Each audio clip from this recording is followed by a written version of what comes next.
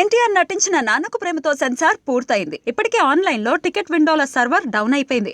Movie release కి ముందు బోలెడంత హైప్ వచ్చింది. కంటెంట్ లో సంథింగ్ మ్యాటర్ ఉందన్న ఆసక్తి అందరిలోనూ ఉంది. అందుకే టికెట్ల కోసం కొట్లాట కూడా అదే రేంజ్ లో ఉంది. ఇంతకీ సుకుమార్ ఏం చూపించాడు, ఎన్టీఆర్ ఎలా చేశాడు అని అందరూ ఉత్కంఠంగా ఎదురు చూస్తున్నారు. అందుకే నాన్నకు ప్రేమతో ఎలా ఉండబోతోంది అని ఆరా తీసింది Telugu1.com. మాకు తెలిసిన విశ్వసనీయ సమాచారం ప్రకారం Nannaku Prematho pre review report మీకోసం. ఎన్టీఆర్ పాత్ర చిత్రీకరణే ఈ సినిమాకి అత్యంత పెద్ద హైలైట్ అని తెలుస్తోంది. తండ్రి కొడుకుల సెంటిమెంట్ అని చెప్తున్న ఫాదర్ తో సీన్లు కొన్నే ఉన్నాయట. విలన్ పాత్రధారి జగపతి బాబుకి ఎన్టీఆర్ కి మధ్య నడిచే సన్నివేశాలు ఈ సినిమాకి మేజర్ హైలైట్. మైండ్ గేమ్ ఆధారంగా నడిచే సినిమా ఇది.